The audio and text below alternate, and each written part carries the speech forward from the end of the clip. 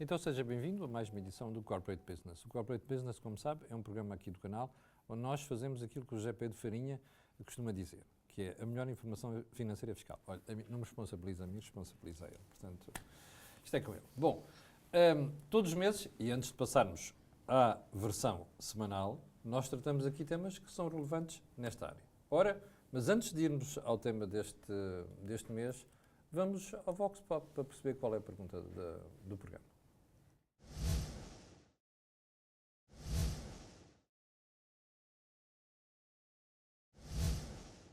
A abordagem, isto não é uma resposta de sim ou não, porque vai depender de várias circunstâncias.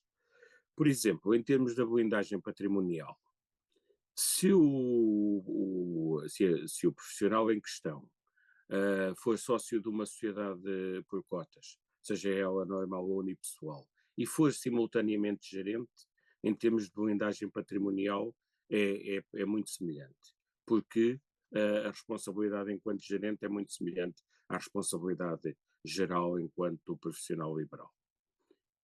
Em relação à eficiência fiscal, é mais complicado, porque os profissionais liberais, ENIs, são tributados a taxas progressivas, quer nas contribuições para a Segurança Social, quer no imposto sobre o rendimento. Enquanto que os sócios, enquanto que a sociedade é tributada em sede de imposto sobre o rendimento e de Segurança Social com taxas fixas. Portanto, é mais fácil fazer as contas. Por outro lado, os custos administrativos da criação e manutenção de uma sociedade são bastante mais elevados do que a constituição de um ENI ou profissional liberal. Portanto, regra geral, vai depender muito do volume de negócios e do tipo de atividade. Se a atividade for prestação de serviços e venda de produtos, é uma situação. Se for uma venda de bens adquiridos com margem de comercialização, é outra situação diferente. Por regra, eu diria que até 2.500 euros mensais de receita em prestações de serviço e venda de produtos, ou 10.000 euros mensais em termos de venda de bens adquiridos, é mais vantajosa a situação do ENI profissional liberal. A partir desses montantes, a taxação, quer em termos de segurança social, quer em termos de imposto sobre rendimento, é muito mais penalizadora para as atividades individuais do que para as atividades em termos de empresa. Há aqui apenas duas situações, uma delas está implícita nos limites, que é, se está em regime simplificado, pode obter uma boa taxação até aos limites que eu referi, e há o caso especial das atividades sujeitas à transparência fiscal, porque, mesmo em sociedade, os resultados são tributados em sede de IRS e aí a situação equipara-se. Portanto, eu diria que tem muito a ver com os limites referidos, 2.500 ou 10.000 euros mensais de volume de negócios. Obrigado ao Mário Pontes, já percebeu qual é o tema deste programa. Profissionais liberais, blindagem patrimonial e eficiência fiscal. Antes de perguntar ao José Pedro Farinha, que é um clássico, porque é que ele escolheu este tema, você já deve ter percebido que vamos voltar a falar de impostos. E que isto é uma espécie de continuação do tema do programa anterior. E agora sim, José Pedro Farinha, porque é que escolheste este tema? Porque, tal qual como o Mário explicou, a resposta é sempre depende. Sim, o que dá jeito imenso para os contabilistas e para os consultores fiscais. Sim, mas também depende. Porque nós somos muitas vezes abordados por profissionais que são trabalhadores de conta de outrem e que tocou o relógio biológico e querem ser empreendedores. E então como é que vão montar esse negócio? Por profissionais que já são profissionais liberais e que acham sempre que, do ponto de vista fiscal, não fizeram as melhores escolhas. Por empresários sócios de unipessoais ou de sociedades que caem na transparência fiscal e que querem fugir da transparência fiscal a 7 pés e nem sempre é a melhor solução. E por aí fora. E eu acho que quando se começa o caminho do empreendedor não há escolha, ou seja, é sempre crescer. A questão é como é que se começa e depois havemos de evoluir até que nos transformamos num unicórnio e vendemos uma sociedade por alguns milhões, é sempre o caminho do empreendedor ou o sonho do empreendedor. Não é? Mas até lá chegar tem aqui uma série de escolhas importantes e que não são só fiscais. Claro que a fiscalidade tem aqui um grande peso e é muito fácil, ao contrário do que parece, fazer a conta da poupança fiscal e para fiscal também da Segurança Social. A seguir vêm questões, que até a nossa convidada vai nos alertar para isso, vêm questões muito relevantes do ponto de vista da responsabilidade do próprio para consigo próprio. Sim. Nomeadamente proteção social, acidentes, etc. Antes de irmos ao resto do programa e apresentar-lhe a nossa convidada de hoje, deixe-me pedir à Carolina, que está ali na regi, para pôr no ar o gráfico, a pergunta deste programa, que é: considera que é mais vantajoso ser NI/profissional liberal do que ser sócio de uma sociedade? Bom, tem um link aqui em baixo, por favor vote, porque nós gostávamos de saber a sua opinião. E agora sim, quem é que está connosco hoje, além da Isabel, que é a nossa convidada permanente da Apotec, está a Carla Castro. Não, nós não vamos falar da iniciativa liberal, nem de coisas que a Carla passou, vamos falar apenas desta matéria. Carla, eu acho que a explicação de Mário Pontes foi muito interessante, mas, como dizia o José Pedro Farinha, há aqui questões muito mais importantes para falar, além da primeira questão fiscal. E obrigada ao Camilo. Obrigado a nós por vir ao programa. Obrigada ao José Pedro e à Isabel, também é um gosto estar aqui num programa que, além de muita informação e muito pertinente para os temas da fiscalidade, também trabalha outros conceitos de literacia que nós tanto temos aqui a falar. É importante alertar para isto, quem deve estar a ver o programa neste momento, a pergunta que deve estar a fazer é: mas espera aí, a Carla Castro fala mais de literacia financeira. Aliás, ela teve num dos pé de meia do que teve mais sucesso, aliás, precisamente a falar sobre literacia financeira. Mas as pessoas devem estar a fazer essa pergunta, né? Fala de literacia financeira, porque é que está aqui? Porque isto também é literacia financeira. Também, e para além de eu ter a honra de estar na Associação Nacional de Profissionais Liberais, portanto, além de ser Presidente do Conselho Consultivo, a ANPL é membro do Conselho Económico e Social, do qual eu faço parte, e portanto todo o tema, além de um trabalho nos últimos anos específico, enquanto estava noutras funções e na missão cívica em prol dos profissionais liberais, a verdade é que é um tema que tenho trabalhado e continuo a trabalhar ativamente via sociedade civil. O Zé Pedro e nós não combinamos, mas de facto é um bom gancho para pegar do tema até do relógio biológico.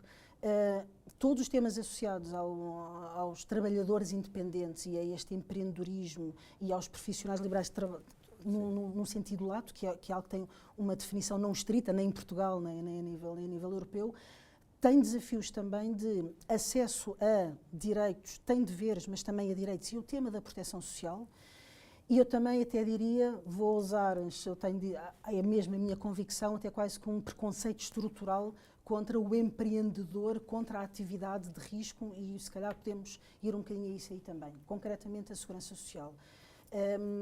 Há uma autorresponsabilização, porque o trabalhador independente, justamente até a própria palavra remete para a sua independência, ele tem que estar acautelado na proteção social, na situação da doença, por exemplo, mas a preparação para a reforma, tema que é tão trabalhado aqui neste canal, tem que ter um tratamento que não é, em geral, também incentivado, porque nós sabemos que Portugal não tem tido muita flexibilidade nos meios complementares para a reforma. Tem que haver uma sobre-responsabilização, porque está dependente de si próprio, não é? Portanto, isso por um lado. Depois, a curto prazo, há um tema extremamente importante, que é a desproteção social que há, por exemplo, na parentalidade. Vou dar um exemplo simples. Uma mulher, e gravidez não é doença, ponto, mas é um facto que em muitos casos e em muitas profissões, nós quando estamos a falar de profissionais liberais, podemos estar a falar de uma médica dentista ou de um pessoal auxiliar que tem que estar com a barriga inclinada a fazer determinados tratamentos. Portanto, há situações em que é mesmo complicado. O trabalhador independente tem a sua remuneração associada ao trabalho que faz. Não trabalha, não recebe. Não ganho. Eu digo isso muitas vezes às pessoas, quando se põem a chatear, digo assim: olha, se eu não trabalhar, não ganho. Exatamente. Pronto. O que é que isso acontece? Agora imagine isto quando se está grávido ou quando se está a amamentar. Se não trabalha, não ganha. Então significa o quê? Como é que a mulher vai exercer o seu direito da maternidade ou o seu direito de amamentação? Isto significa o quê? Significa que isto é uma restrição. Eu lembro-me perfeitamente, por exemplo, num fórum, nós todos os anos fazemos um fórum do profissional liberal, de ter lançado este tema e de haver pessoas que uma disse e outras repetiram: eu não pude exercer o meu direito. Sim. Carla, deixa-me só interromper, porque quando eu falo com as pessoas, sobretudo de esquerda, sobre esta matéria, e digo assim: então, mas aquelas pessoas estão desprotegidas socialmente, vocês têm mania que o Estado Social é para tudo, então o que é que se passa com esta gente? Isso é a forma de nós desencorajarmos o uso do recibo verde. Que é o que se faz. péssimo. Que é uma péssima Péssimo, ideia, obviamente. péssimo, Não é? péssimo. Até porque hoje em dia percebemos que há atividades que só fazem sentido precisamente de forma independente e liberal. Pois, e geracionalmente cada vez Exatamente. faz mais sentido, porque muitas vezes, e eu acho que até isso é uma coisa positiva, as novas gerações, isto vê-se em todos os estudos comportamentais, estão mais vocacionados para o não carreirismo Claro. e para a flexibilidade. Há um complexo grande, perdi a conta às discussões, entre a confusão do termo precariedade e flexibilidade, Exatamente. primeiro, e outro ponto, que é confundir um instrumento fiscal ou de outro fórum com uma ACT. Situações de abuso, pois há entidades de fiscalização depois que se ponham a caminho. Ótimo, Claro. eu sou contra os abusos. Aliás, olha, eu como liberal sou contra os abusos, de certeza. Pois sou pró-liberdades individuais. Eu não quero uma restrição do indivíduo. Esta discussão é uma discussão gasta, portanto, é tirar poeira para os olhos, não é? Confundem-se os termos, e a precariedade é uma coisa, a flexibilidade é outra. Tal como o empreendedorismo, o Zé Pedro disse uma frase do tipo que quase que a vocação do empreendedor é crescer, não é? E esta mentalidade de risco, de tentar fazer de ser desafiado, um profissional liberal só tem restrições a isto, não é? Porque assim, a burocracia, o problema do licenciamento, nós fartamos de falar nisto. Nas grandes empresas, na capacidade que têm ou não de debater casos específicos, a restrição custo-contexto que é para as médias empresas, para as pequenas, certo? E para o pequenino empresário, e para o profissional liberal, fica atafolhado mais, desincentiva sequer a que comece. Claro. A que comece. Mas só voltar só a um tema aqui rapidamente, porque isto é tanta via da licença de parentalidade. Porque depois podemos dizer, mas não há opções. Há opções e está resolvido noutros países. Por exemplo, nos períodos da amamentação, há países que optaram por... O impacto orçamental é pequeno e o impacto pessoal é muito grande. Porque é que não há uma redução do ponto de vista fiscal ou contributivo no período da amamentação para compensar o rendimento líquido? Solução simples. Ou então, para compensar a volatilidade dos rendimentos, e esta situação também está resolvida do ponto de vista legislativo, era fácil, o período de referência para o subsídio de parentalidade não ser os últimos 12 meses, mas, por exemplo, ser ou 12 ou 24. Claro. Outros países já o fizeram. Não é uma grande ciência. O impacto orçamental seria pequeno. Negligenciável, mas do ponto de vista do incentivo, porque há pessoas que não têm ou que não têm um segundo filho porque não podem, porque não têm condições. Não me parece que seja Isabel, além das questões fiscais, de facto, há aqui muito para analisar, para quem está nessa situação. E a Carla é exímia a correr quase o cardápio daquilo que é o não incentivo ao profissional liberal. Eu vou aproveitar a deixa da Carla e do José Pedro e voltar ainda um bocadinho mais atrás. Há aqui um preconceito histórico. Então. Porque os recibos verdes, todos nós sabemos como é que foram criados não para dar uma resposta a um crescimento de um desempenho e de uma iniciativa própria, liberal, mas sim para colmatar uma falha de contratação. Rigidez do contrato laboral. Exatamente. Portanto, eu digo isso sempre aos meus é preciso a gente não esquecer. Pau que nasce torto, tarde ou nunca se endireita, e a problemática dos recibos verdes em forma tem sido esse. Porquê? Porque, historicamente, temos uma tendência para sermos contra o rendimento. Não consigo perceber. Ou seja, um país desenvolvido é um país que gera rendimento, paga melhor, cresce melhor, não é? Automaticamente promove justiça, uma melhor justiça social. Não é o que se está a passar. Portanto, ou não é essa a tendência. Porque aquilo que o profissional liberal quer, normalmente quer o quê? Pensar que está organizado a otimizar o seu máximo de rendimento. Para o caso de haver algo como a segurança social, que não existe tão direta em todos os conceitos e vertentes, no caso dos advogados, por exemplo, uma advogada com 3 semanas vai a uma barra tribunal, está em período pós-parto, não tem como escusar-se não ir, se for chamada. Não pode recusar. Não tem como escusar-se. Portanto, para mim o caso mais gravante ainda é o caso das mulheres advogadas, pondo isto no feminino, porque ainda não vi um homem parir. Pronto. Não quer dizer que não venha a acontecer, atenção, nós temos de estar preparados para tudo, mas o caso ainda é assim. O profissional liberal quer estar estruturado, ou tem que pensar que tem que se estruturar para uma situação de extremo. No caso dos acidentes de trabalho dos profissionais liberais, muitos, apesar de ser obrigatório, não têm o seguro de acidentes de trabalho. E deviam de ter. Mas são eles que pagam, não é? Exatamente. Porquê? Porque eles são liberais, a tal iniciativa, o tal empreendedorismo. Oh, Isabel, há Certo? uma semana, há exatamente uma semana, numa das empresas para quem eu trabalho, houve uma senhora que chegou ao pé de mim e diz-me assim, olha, sabe quanto é que eu pago de segurança social, recibos verdes? E eu fiquei espantado. 21,4 sobre o rendimento. Exatamente. E ela disse, agora soma aqui o IRS, veja quanto é que eu gasto todos os meses. E apesar de tudo, estas pessoas têm mais desproteção do que tem quem está no contrato de trabalho. Exatamente. Ou seja, porque aqui há, normalmente o profissional liberal às vezes tende, aquele que não é um escudado, Sim. a fragilizar aquilo qual é o seu compromisso de proteção social. O compromisso é de duas partes, Sim. Estado, contribuinte. Existe o contribuinte, mas não existe o lado do Estado. Pronto. Depois não se separa juridicamente, que aí vamos à tal literacia financeira, o património pessoal da esfera da atividade. Que é o tema do programa de hoje. Exatamente. Ou Vamos seja, explicar isso como deve ser. vamos lá ver, o profissional liberal não há separação. Ele responde com tudo. Ao passo que numa empresa o sócio tem a sua responsabilidade Sim, limitada ao limitada. valor da cota, é para isso que a cota também Por isso é que se serve. chama limitado. Exatamente.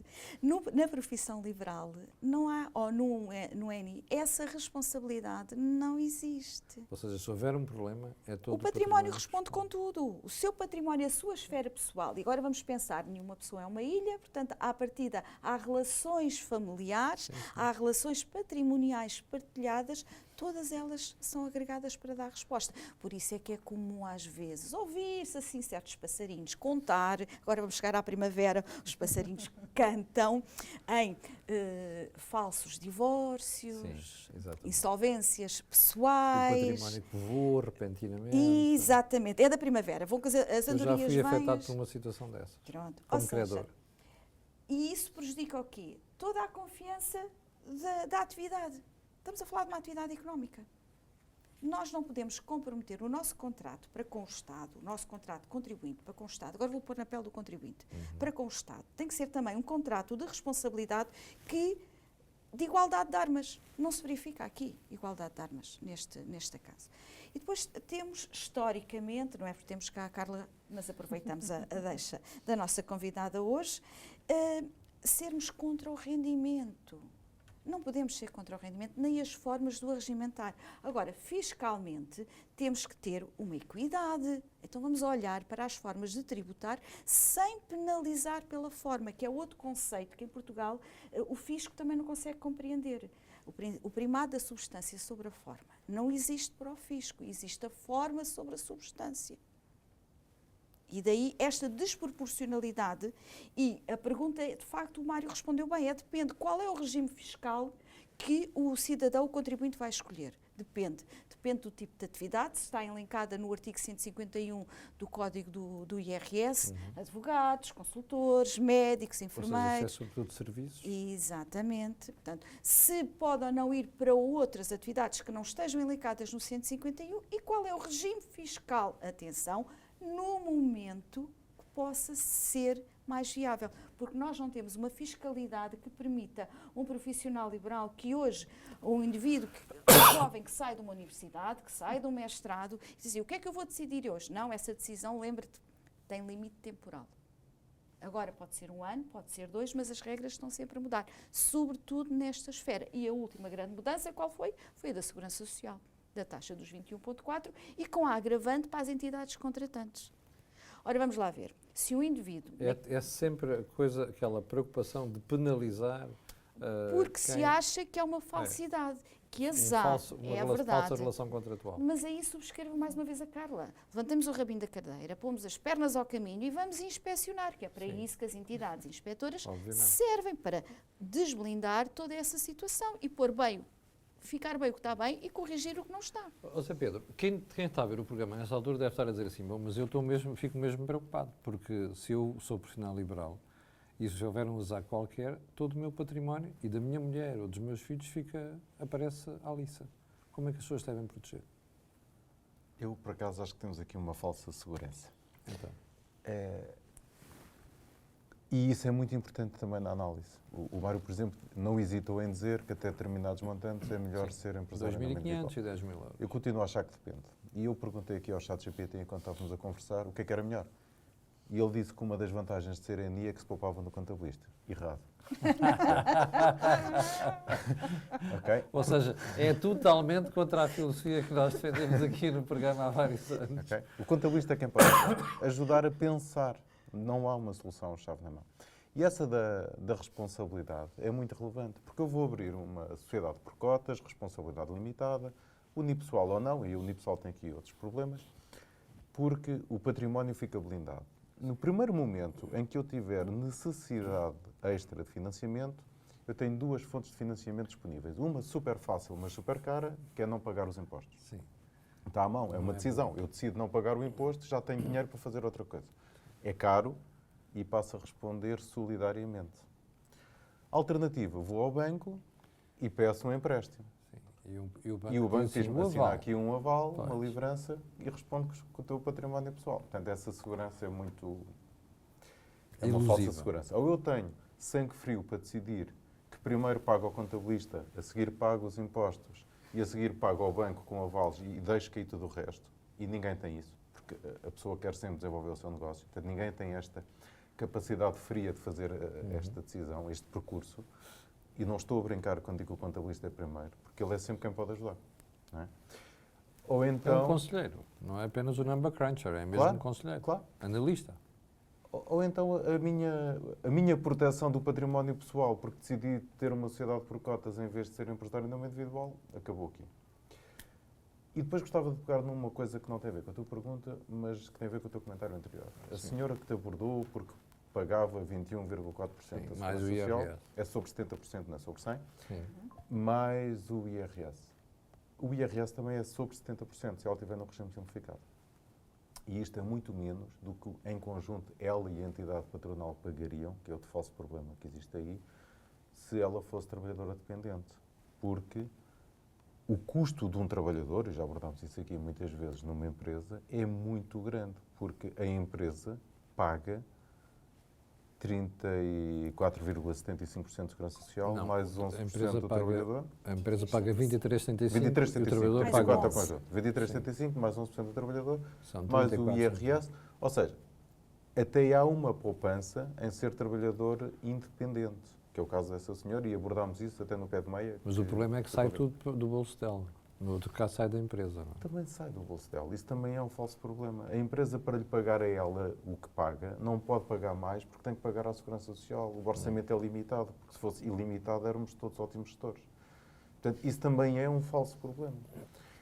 Portanto, essa conta tem que ser feita. Quanto é que eu custa à empresa, quanto é que eu me custa a mim, quanto é que é o líquido que eu levo para casa. E tem que ser feito em conjunto sempre, também com o encargo da Portanto, o que empresa. estás a dizer é que não é totalmente absurdo a situação em que as pessoas estão quando usam ou quando passam o recibo verde. Estou a dizer o mesmo que o Mário disse. Há de facto uma poupança Depende. quando eu deixo de ser trabalhador dependente e passo a ser trabalhador independente. Há uma poupança. Só que essa poupança tem que me levar a ser mais responsável. E normalmente as pessoas não fazem essa conta.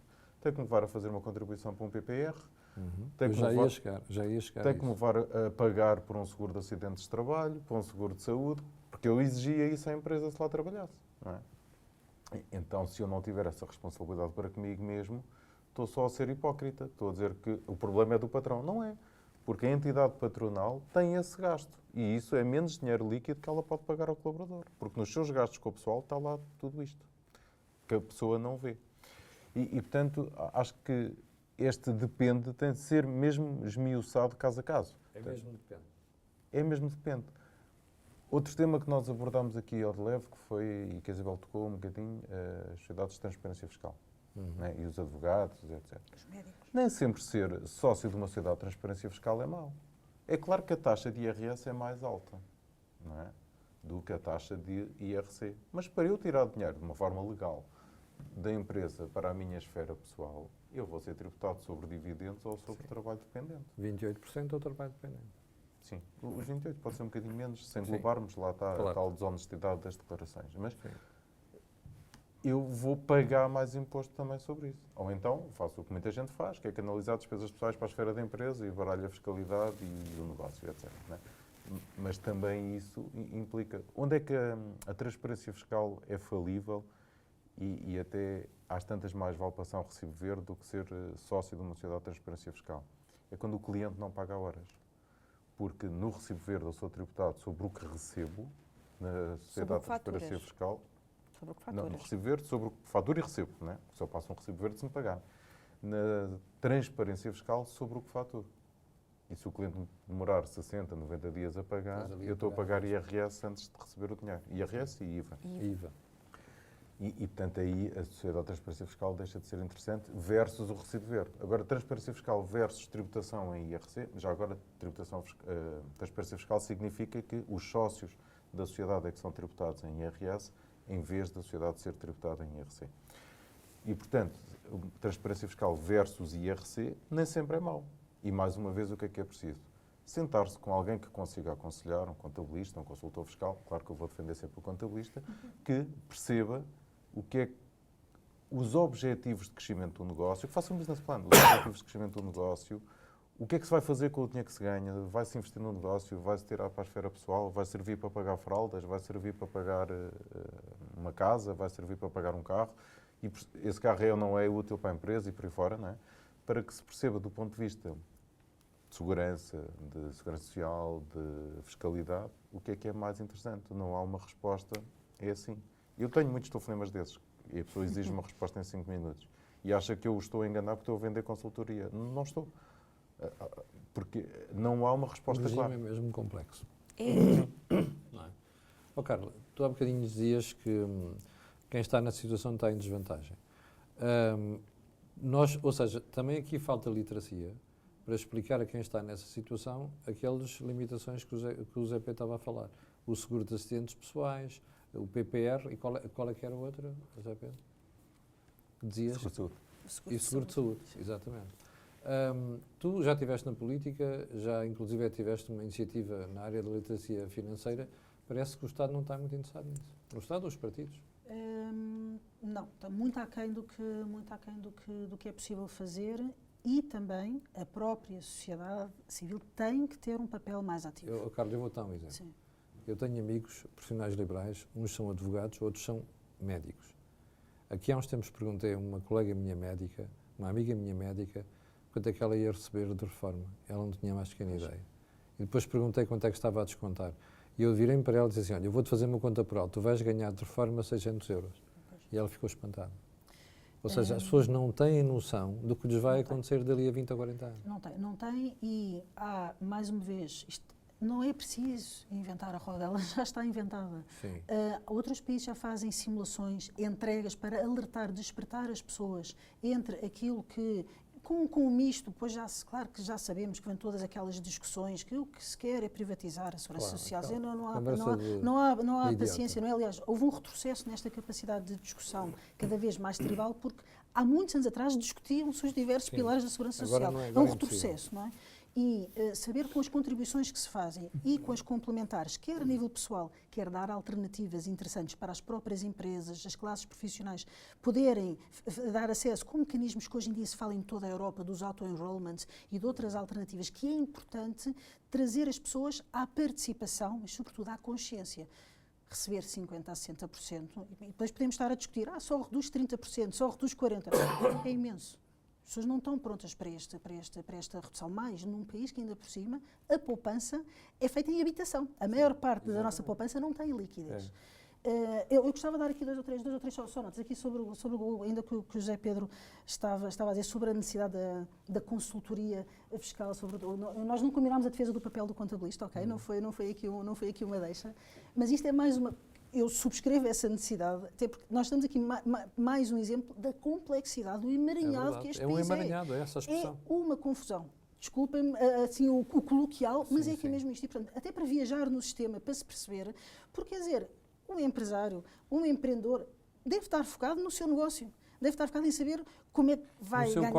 No seu core business. O resto é entregar a alguém. Mas se quiser se informar, é muito difícil. Depois, um problema de naming descomunal. Esta história da transparência fiscal é uma coisa, parece-me só, se sai de uma sociedade de transparência fiscal para outra, parece que deixou de ser transparente fiscalmente. Isto é uma coisa, e tudo isto é muito interessante, porque voltamos ao tema do preconceito. A forma como tudo isto é construído parece que é contra a iniciativa, contra o empreendedorismo, contra o risco, contra o vamos lá crescer, vamos lá arriscar para fazer alguma coisa. E nestas pequenas coisas nota-se muita diferença. E depois, a desproteção agrava aquilo que se chama, um nome tristemente conhecido como a espiral da desproteção, porque é assim. Já falámos aqui dos sobrecustos, das cargas fiscais, são elevadíssimas. E muitas vezes debatemos, até já foi alvo também de diversos programas, a miúdo se fala mas se calhar se houver uma menor carga, há um maior incentivo à participação, não é? Porque o profissional... A tentação da fuga é menor. Claro, é menor se uma pessoa percepcionar os benefícios e no final do mês tem que pôr pão sobre a mesa, tem que pagar a conta da mercearia. O que é que acontece? Quem é que tem mais incentivo a tentar fugir, por estranho que pareça? Não é, ao contrário do grande espectro, não é quem tem mais rendimento. Por estranho que pareça, é quem tem menos rendimento. Ou seja, toda esta rigidez e todo este peso tem este efeito perverso, agravar uma espiral de precariedade. Essa sim, precariedade. Isso é um ponto muito importante. Isto é que é precariedade, não é flexibilidade de eu querer dizer, olha, eu sou designer, sou programadora, quero manter a minha independência enquanto Data Protection Officer ou o que for e quero trabalhar para uma empresa, trabalhar para outra e não quero ser trabalhador por conta de outra. É a minha opção de vida. Isto é flexibilidade, não é precariedade. A precariedade está na forma como este sistema está montado. Isabel, as empresas não deviam ter um papel mais efetivo até a explicar a quem trabalha com elas neste regime que tem se preocupar com o seguro de assistentes pessoais, seguro de saúde e também com a reforma, sobretudo com a reforma? Fazem isso ao contrário. Que é? Já tivemos um programa sobre isso, que é o tal salário emocional. Também agora aqui abordámos, porque se nós transformarmos aquilo que tivermos de fazer uma opção e pusermos em cima da balança aquilo que é o seguro que a empresa dá ao colaborador, paga, o benefício, o prémio, pode ser transformado muitas das vezes em PPR como um benefício adicional, com vantagens competitivas em termos fiscais, versus... Segurança social. Exatamente, nomeadamente. Versus aquilo que será a sua responsabilidade enquanto empreendedor a custear, portanto, a empresa faz isso ao contrário. Portanto, já falámos também disso como retenção de talento. Uma das formas das empresas conseguirem reter recursos qualificados, e qualificados não é só academicamente, é qualificados sob o ponto de vista que a própria organização os forma durante vários tempos, portanto, 3, 4, 5 anos, e depois aquele recurso vai embora, lá se vai o investimento. Isabel, vou dar um exemplo, e as pessoas estão mesmo preocupadas com isto agora. Eu noto nas novas gerações uma grande preocupação com isto. O último evento que eu fiz com o Pedro Lino, no âmbito ao pé de meia, foi o encontro com gente interessada em investir em Braga. Estavam 900 pessoas na sala. A um sábado que havia uma tempestade. 900 pessoas na sala. E a esmagadora maioria daquelas pessoas eram gente jovem. Ao contrário dos encontros que nós fazíamos há 3 anos. Havia mais pessoas mais velhas e menos jovens. Agora são mais jovens do que mais velhos. E, curiosamente, uma das perguntas mais frequentes que as pessoas colocaram era se o ter um PPR tinha vantagens para a segurança social, para a empresa, para eles. E depois outro pormenor muito importante, que era até os fundos de pensões criados pelas empresas, que já foi um tema que tratámos aqui. Ou seja, nota-se hoje em dia que a preocupação das pessoas em obter mais informação nesta área é enorme. E é maior do que existia há 4 ou 5 anos. Mas isso é por via parental, porque todos nós brincamos muito que nós trabalhamos para quê? Não é porque eu ainda preciso, é porque temos de trabalhar porque os filhos ainda precisam. Sim. São os filhos que precisam que a gente trabalhe. E parecendo que não, esta mensagem passou. A gente conseguiu passar esta mensagem de pequeninos. E outros, não, mas o meu pai trabalha, não, mas o meu ainda tem que trabalhar, não, mas os meus pais são separados. Portanto, a sociedade também se modifica um bocadinho na sua forma social de funcionar. E os miúdos hoje acabam por sentir e começam eles próprios a priorizar. Não, eu quero viajar. Eu quero ser independente porque eu tenho este objetivo para cumprir até aos 30 anos. Coisa que nós não fazíamos. Nós queríamos crescer à força para quê? Porque queríamos ganhar independência de uma outra via que era a via de começar a trabalhar cedo. Os miúdos agora têm conhecimento académico, têm uma visão mais alargada porque os pais lhes proporcionaram, E os têm que mundo. puderam, têm mundo que têm nós mundo. não tivemos. Exatamente. A questão é E essa. isso faz toda a diferença. E isso acaba por pender e não podemos penalizar enquanto Ou decisores, seja, enquanto temos aqui um legisladores. desajustamento cada vez maior entre uma geração que está preocupada com outros valores e uma legislação que está obsoleta face às que não está preocupações destas preparada pessoas. para estes jovens entrarem Sim. no mercado de trabalho. José Pedro, mensagem final. Não há respostas chapa 5. É preciso Não há- mesmo não há- ouvir não quem há, sabe. E eu até me esqueci de umas coisas importantes há bocadinho. Uma delas, ainda nos namings, contabilidade organizada versus regime simplificado, que não significa contabilidade desorganizada. Tem a ver com a forma de apuramento da matéria tributável, da matéria coletável.